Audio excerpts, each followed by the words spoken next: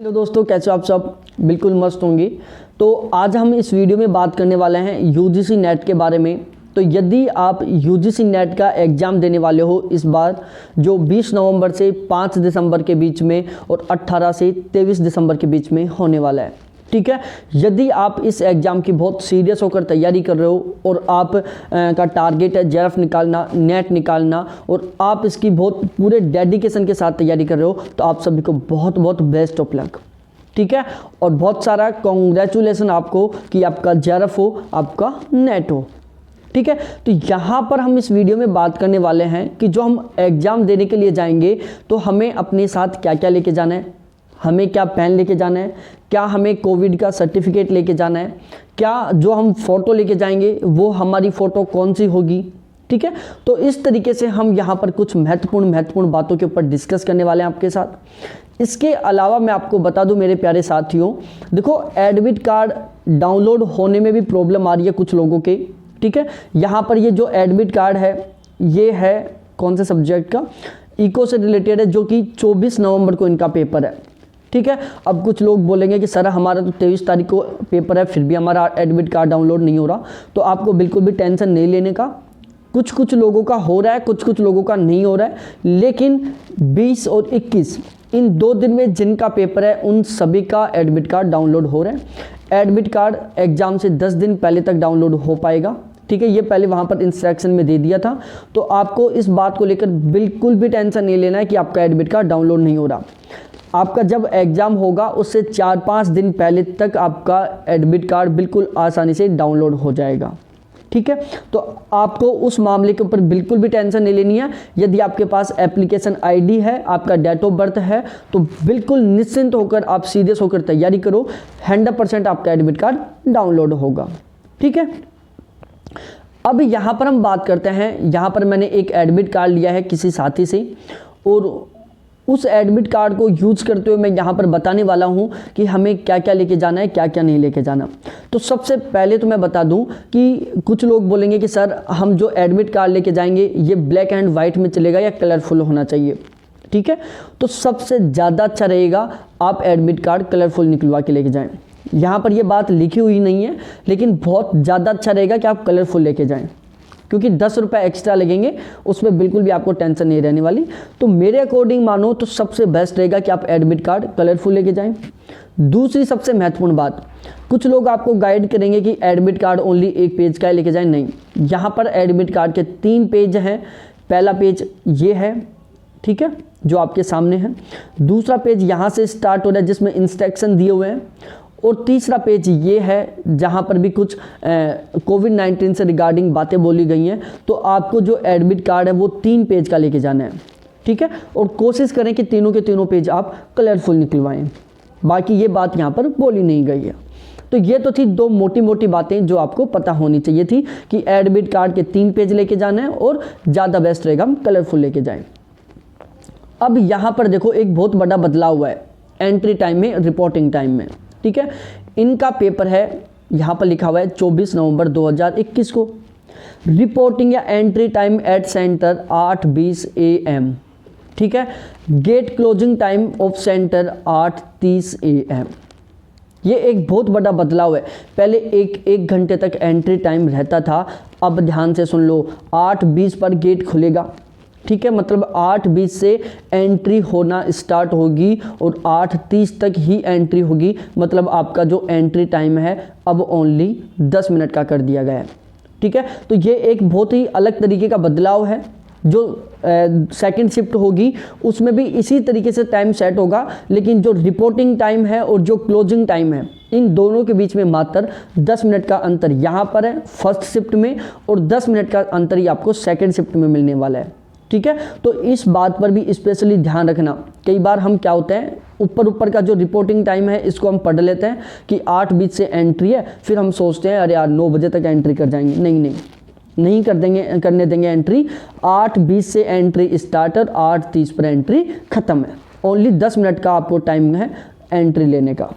इसके अलावा जो आपका पेपर है वो 9 से 12 3 घंटे का होने वाला है, जो आप सभी को पता है, ठीक है। तो दूसरी सबसे महत्वपूर्ण गौर करने वाली बात है यहाँ पर ये वाली जो entry time at centre, gate closing time of centre. ठीक है, तो इसके ऊपर भी आपको स्पेशली ध्यान में रखना है, चाहे आप फर्स्ट शिफ्ट में हो चाहे आप सेकंड शिफ्ट में हो। उसके बाद हम थोड़ा आगे चलते हैं और यहाँ पर कुछ इंस्ट्रक्शन दिए हुए हैं जो हमें फिलअप करना है।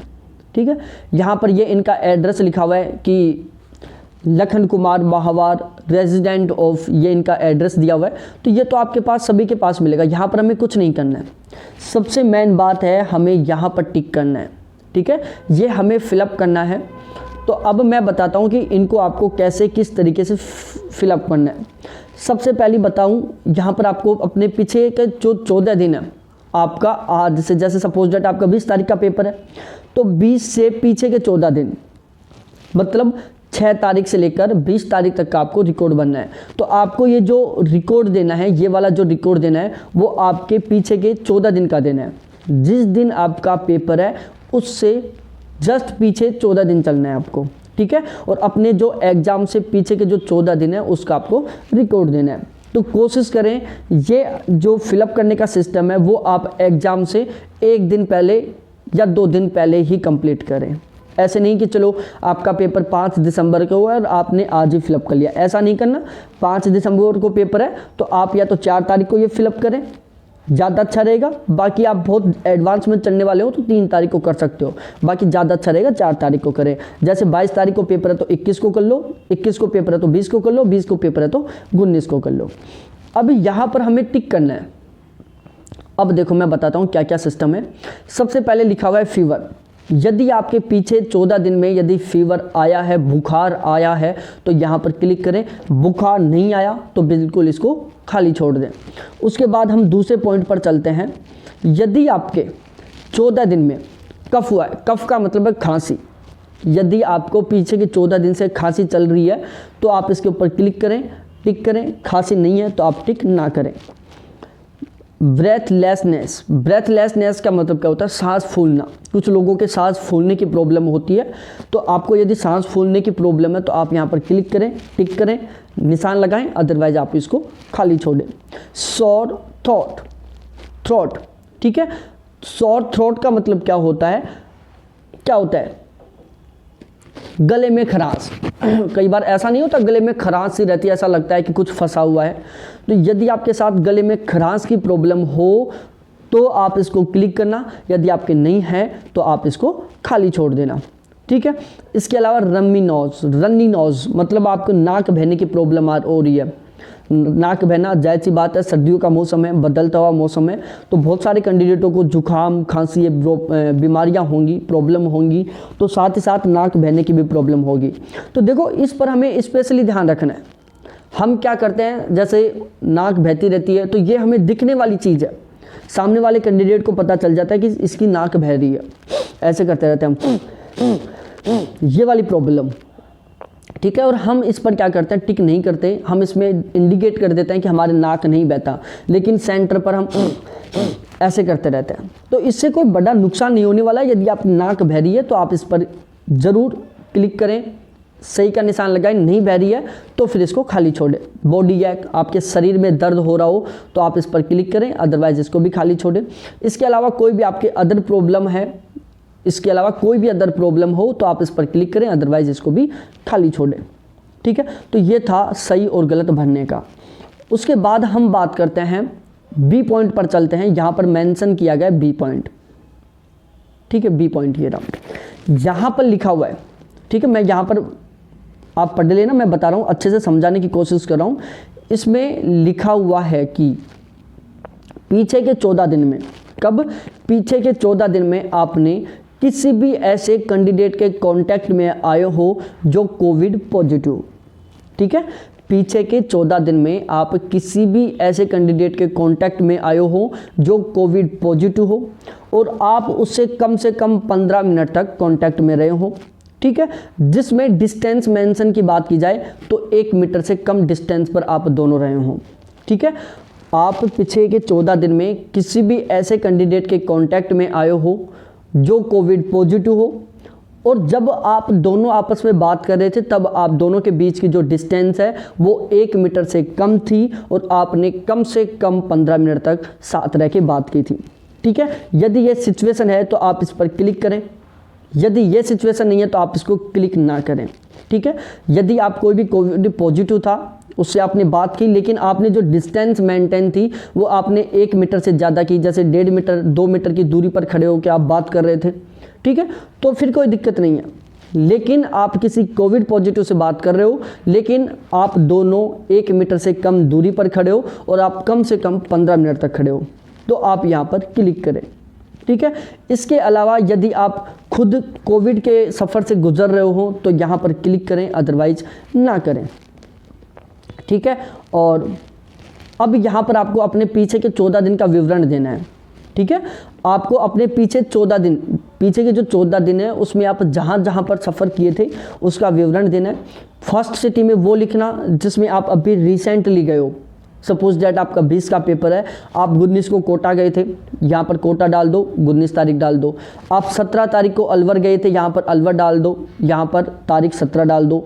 आप 15 तारीख को अजमेर गए थे, यहाँ पर अजमेर लिख दो, यहाँ पर 15 तारीख लिख दो। और आप दिल्ली गए थे 10 तारीख को, तो यहाँ पर दिल्ली लिख दो और यहाँ पर 10 तारीख लिख दो।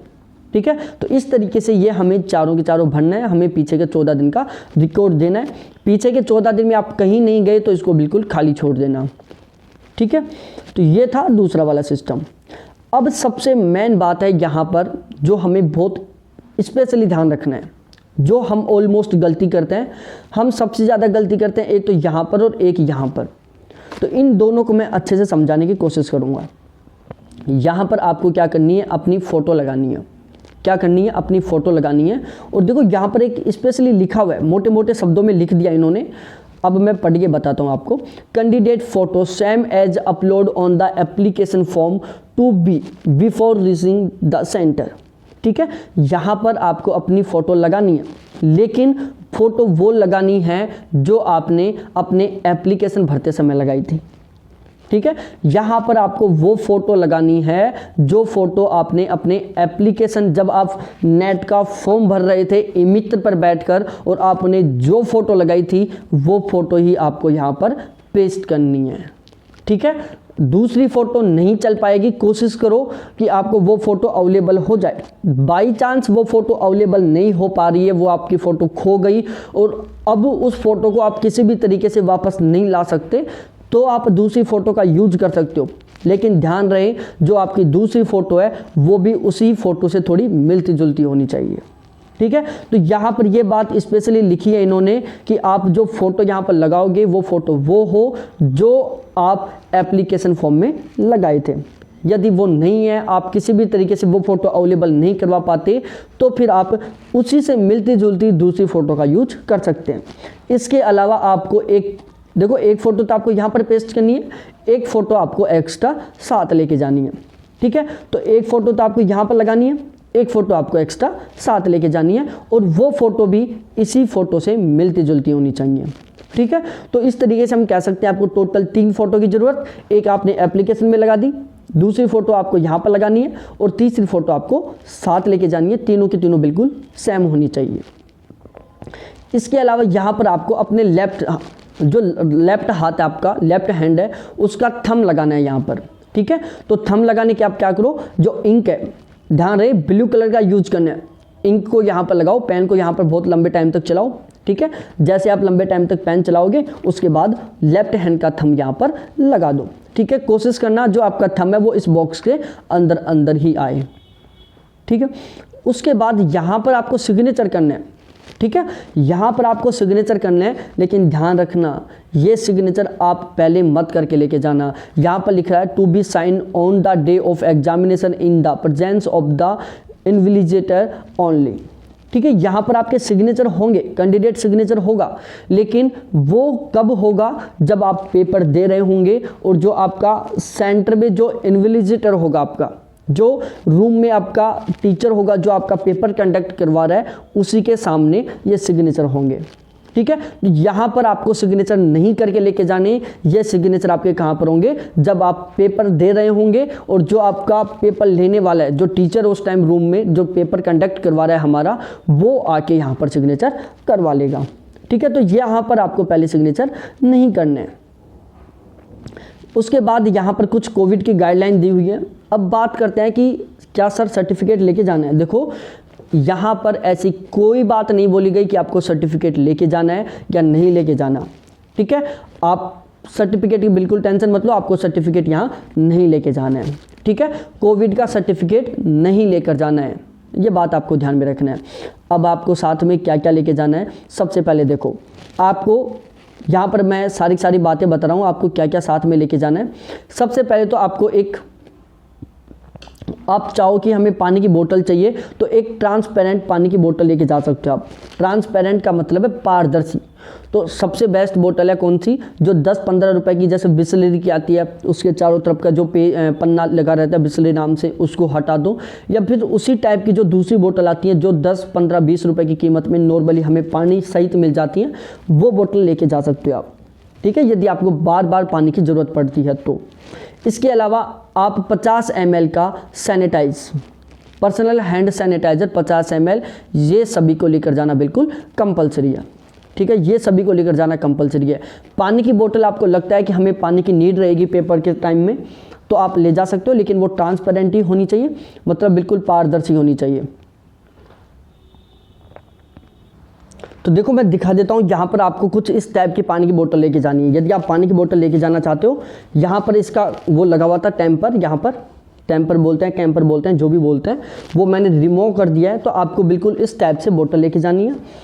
पेन के बारे में बताऊँ तो यहाँ पर आपको ट्रांसपेरेंट बॉल पॉइंट पेन लेके जाना है, मतलब या तो एक इस टाइप का पेन आता है या इस टाइप का पेन आता है। ये पेन नोट अलाउ है, आपको इस टाइप का पेन लेके जाना है जिसमें बिल्कुल आपकी जो इंक है वो बिल्कुल क्लियरली तरीके से दिखे। तो आपको इस टाइप का पेन लेके जाना है, ट्रांसपेरेंट पेन। इसके अलावा मैं इस टाइप का बता रहा हूँ, बिल्कुल पारदर्शी पेन है, ठीक है। इसके अलावा यहाँ पर एडमिट कार्ड लेके जाना है, जिसमें जो ये डिक्लेरेशन दिए हुए हैं ये सारे होने चाहिए। 3 पेज का जो एडमिट कार्ड है वो लेके जाना है आपको, ठीक है। और इसके अलावा आपको एक ओरिजिनल वैलिड आईडी प्रूफ लेके जानी है, ओरिजिनल वैलिड आईडी प्रूफ लेके जाना है, जैसे आपका वोटर आईडी हो गया, आधार कार्ड हो गया, पैन कार्ड हो गया, ड्राइविंग लाइसेंस हो गया, 10वीं की मार्कशीट हो गई, 12वीं की मार्कशीट हो गई। तो इस तरीके से आपको अपना एक ओरिजिनल डॉक्यूमेंट्स लेके जाना है, ठीक है। और आपको एक फ़ोटो लेके जानी है, एक फ़ोटो आपने एप्लीकेशन में लगा दी, एप्लीकेशन जब आपने फॉर्म अप्लाई किया था। दूसरी फ़ोटो आप अपने एडमिट कार्ड पर लगाओ और तीसरी फ़ोटो एक साथ लेके जाओ, ठीक है। और तीनों की तीनों फ़ोटो सेम होनी चाहिए, और तीनों की तीनों फ़ोटो वो होनी चाहिए जो आपने एप्लीकेशन के टाइम फॉर्म में लगाई थी, ठीक है। तो ये कुछ चीज़ें हैं जो आपको अपने साथ लेके जानी है। अब देखो आप बोलोगे कि सर एडमिट कार्ड से रिलेटेड ये कहाँ लिखा हुआ है कि 3 पेज का एडमिट कार्ड है, तीनों हमें साथ लेके जाना है। देखो मैं अब भी आपको पढ़ के बताता हूँ, ये बात भी यहाँ पर लिखी हुई है, इन्होंने स्पेशली लिखा है ये चीज़ें। देखो यहाँ रहा, this admit card consist of 3 pages, ये रहा, ठीक है। तो हमें तीनों के तीनों पेज लेके जाने हैं। बाकी वैसे कुछ चिट वगैरह लेके जाने की कोशिश करना नहीं, क्योंकि वो बिल्कुल ख़राब होता है। और यहाँ पर जो मेटालिक सामान है, जैसे लड़कियाँ कान में नाक में पहनती हैं, बहुत अच्छा रहेगा, आप इनको पहले हटा के चले जाओ। मंगलसूत्र ये भी नहीं अलाउ है, क्योंकि कुछ सेंटर वाले होते हैं जो बाद में दिक्कत कर देते हैं।